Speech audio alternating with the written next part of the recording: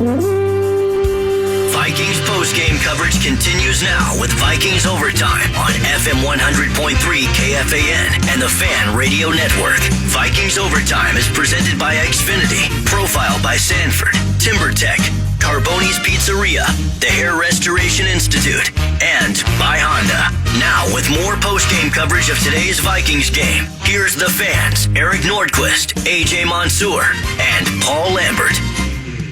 Last week you needed, a few plays to get yourself into field goal range. This week in overtime, you throw the touchdown and you just end the game. Kirk Cousins, 33 of 48, 373 and 3 touchdowns. Your Minnesota Vikings win 34-28 in overtime. We are here for about 15 seconds. This is going to be like a YouTube ad. The contrast continue because last week was maybe the longest Vikings overtime we've ever had. Yeah, I mean, and this week will be the shortest. I'm glad to be here. I mean, there could be other things I could be doing, but here we are. Vikings win. How about 17 penalties and overtime? How about even that? Game just droned on any freaking How about longer. the 96-yard drive with a team that looked like they were all set to end the year? Yeah. How did that team start 3-0? At one point, they had like 130 yards, as a team into the fourth quarter. I think. Can Christian McCaffrey win the MVP even if he's not on the field? They should have just put him out there. Christian McCaffrey at 10% is better than some of these guys. Sam Darnold was overthrowing people. Is it Robbie Anderson? Yep. Yeah. Didn't he bash the team earlier this week? And He's been having a rough year. He couldn't hang on to the ball. And then they put together a 96-yard drive, which included, hold on, I have it here in my notes. Oh, nice. Which included a 4th and 10 for 41 yards? What are they doing? That's how bad it got. But they won. Again, in weird ways. They should have blown this team out. AJ made the point before we were on, because we've been here for an hour waiting. AJ made the point. You don't have that. If that block punt doesn't happen, this is a blowout victory. Well, it should have been anyways, right? I mean, you're up double digits with just a couple minutes to go. You let a team back in.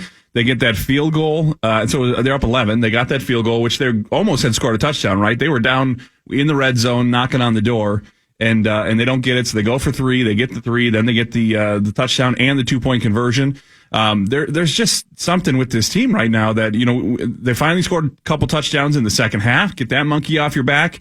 Now this folding like a folding chair situation in the fourth quarter, it needs to be the next thing that they need to get off their back, because Nordo, coming out of a bye, they don't have a good history of being ready, being awake, being up to the big task, especially on a national stage Sunday night against a Dallas team that looks pretty good.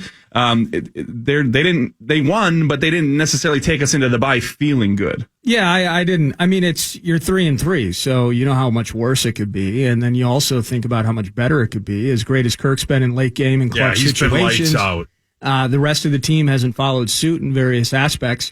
This is 2 weeks in a row where we had to snatch victory from the jaws of defeat after having double-digit wins. Teams. Yeah, we were up 10 with 4:20 or something like that last week against the Lions.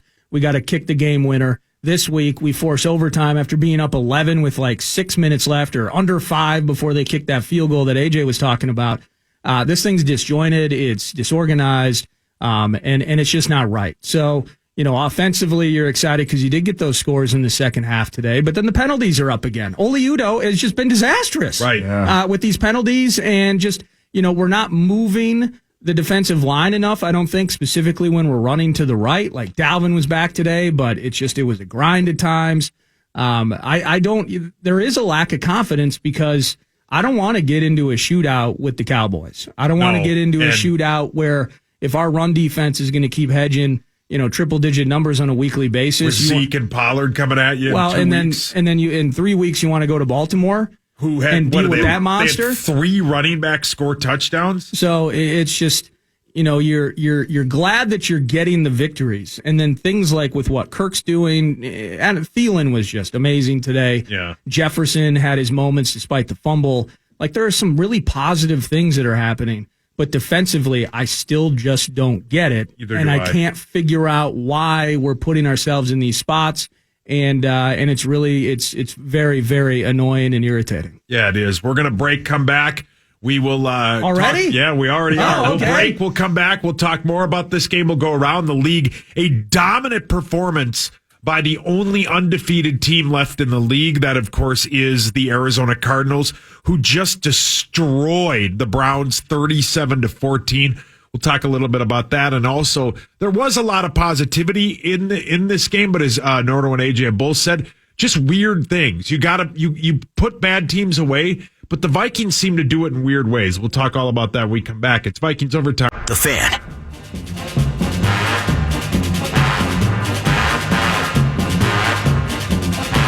Your Minnesota Vikings win 34-28. We've got some barn burners in the afternoon games. Of course, Dallas and New England, which I didn't think would be this close, but Dallas is down 1. New England leads 21-20.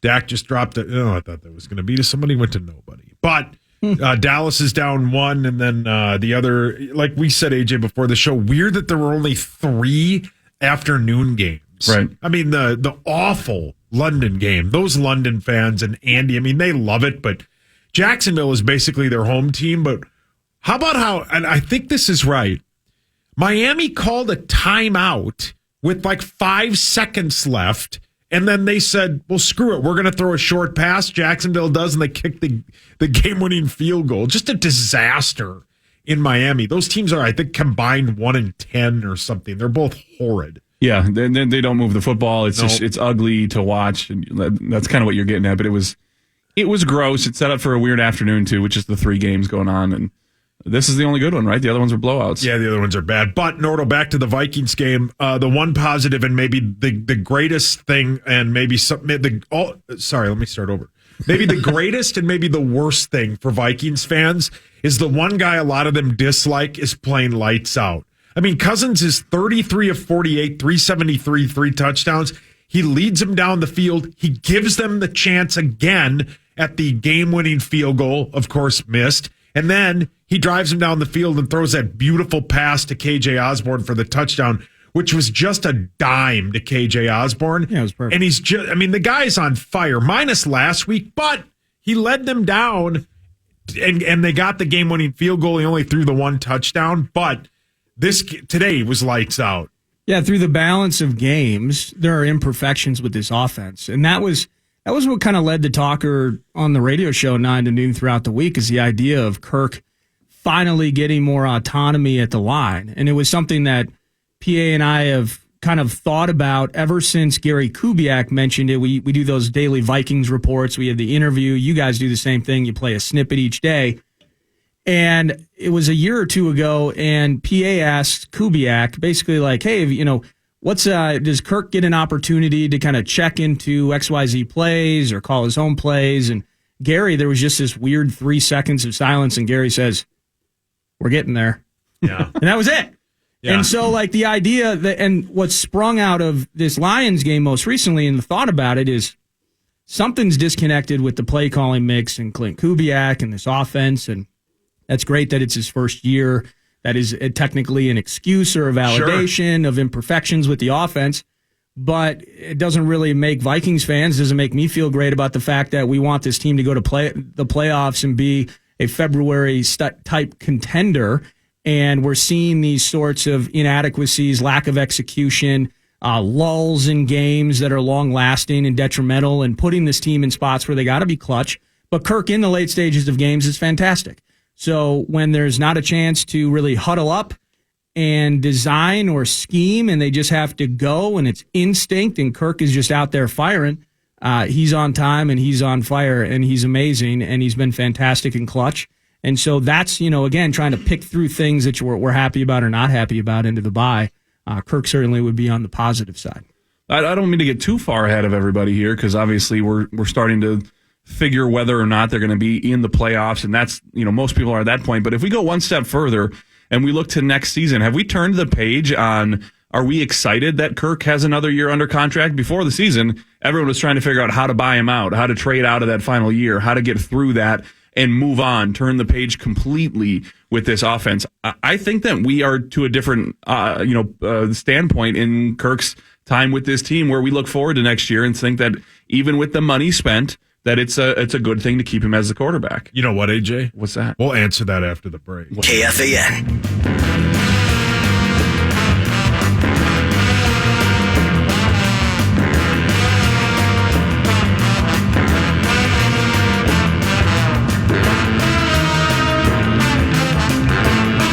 Vikings overtime. Vikings win 34-28. They beat the Panthers. Both teams are now 3-3. Whoa! He's got another. Tackle him. Are you kidding me? Oh my gosh. Wow.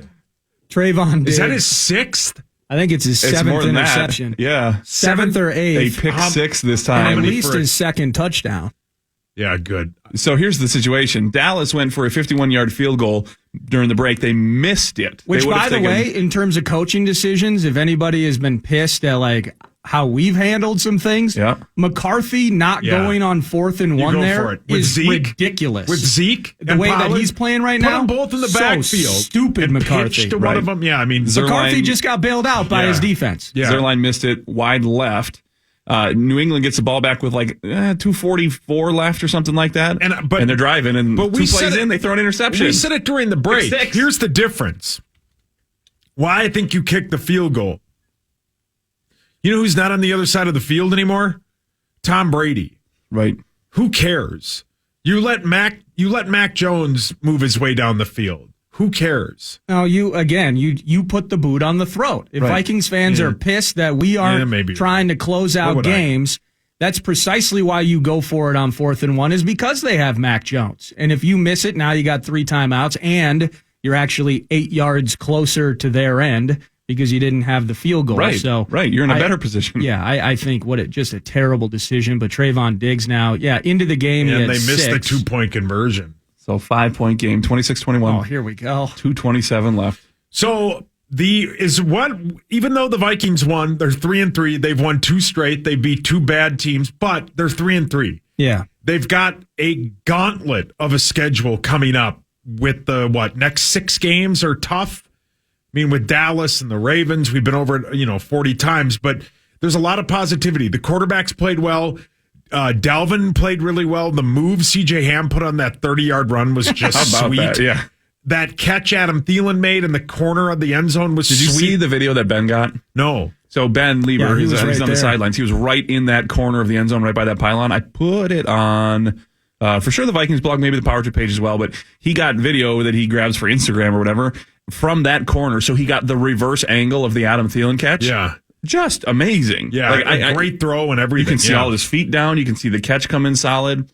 Just crazy. But what worries you, Nordo, that we just keep having to bail these teams out because the defense? I mean, that 96. Well, what about the tees, Paul? Oh yeah, the tees. The tees. Sorry, I forgot. I think it's too early, by the way, For the Kirk on thing? the Kirk thing. Only because, well, here's what I'll say: the combination of Kirk playing really well and the fact that Kellen Mond showed us nothing in regard. So to when you him. say it's too early, so I guess too early to what? I'm sorry. yeah, correct. Too early would be the wrong way to put it. What in response to the idea of, are we still thinking about he's next the year? Are we quarterback still next thinking year of, for sure. And that's there we go. Okay, gotcha. For sure. Yeah, because Mond is not. I mean, There's no other option. Mond's 20 miles away. Yeah, he's the quarterback for sure next year, and I wouldn't be shocked. I know it's early, but I love talking about it.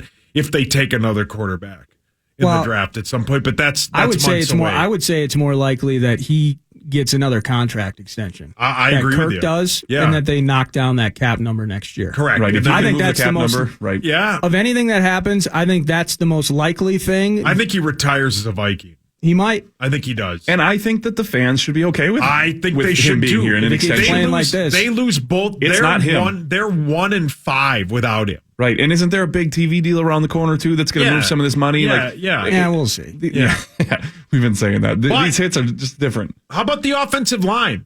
Oh, my gosh. Is that Jacoby Whoa, Myers? now- Who is that? Now Diggs don't gets know. beat. Badly. Diggs And went just for as the we hit. hammer Mac Jones, he throws They a just scored a dime. touchdown. 75 yards? Yeah. Man, I wonder what the over is. 75-yard touchdown. And now they have to go for 2 to make it a 3-point game. Wow. Holy smokes. Oh, And that I was bet Diggs, somebody just got paid on the over. Oh, yeah, I bet, yeah. right? Diggs went for the headhunt there and ran Yeah. right past him. Yeah. Or was he going for the interception? I don't Probably know. the interception. Probably the interception. Yeah, he goes underneath for the interception. Yeah, he did. And the safety came he out. thought that guy was coming over the top to hammer him. So the defense worries me in big spots. I mean, similarly to what we saw there, which just shouldn't happen. No, that's terrible. That's a high school play. What we've seen the last couple of games should not happen. No. And we give, it's just miscues. Again, I just think But it's against bad teams, though, Nordo. That's why the scary part. And so through 6 games, you just can't say, you can say Kirk's been amazing, and Dalvin, when he's healthy, we know that can be good, but he hasn't been healthy, and he hasn't been great, and he chipped his way to 140 today. We love it. He was good against Arizona, but otherwise he hasn't been available.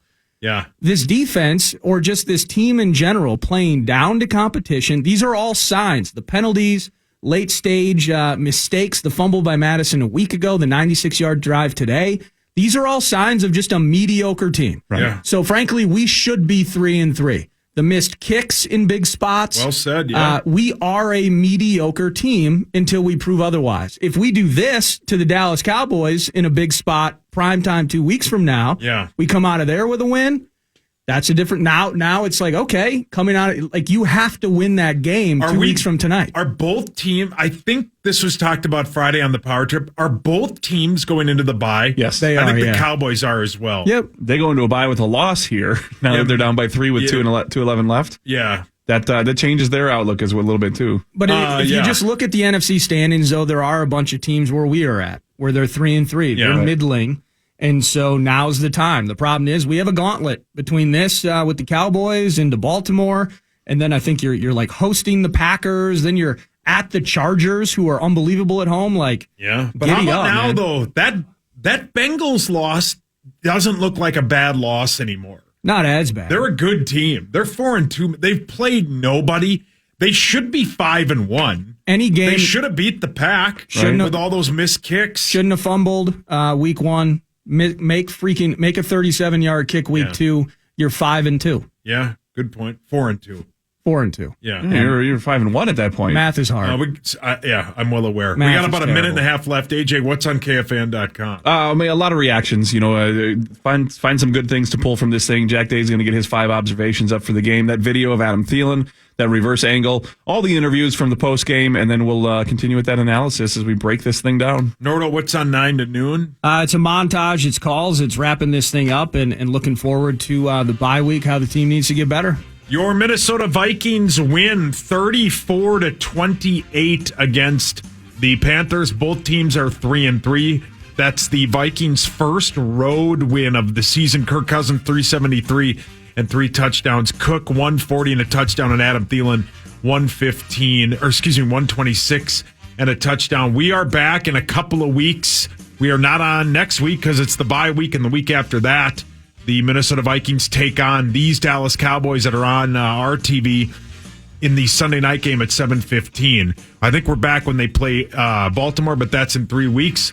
Plenty to talk about tomorrow on the Power Trip. Gabe Henderson and Ben Lieber join us. It'll be fun to react to the Vikings win, get their thoughts, and, of course, talk to Ben about that sweet touchdown catch by Adam Thielen. It's AJ, it's Nordo, it's me, it's Max. Bye.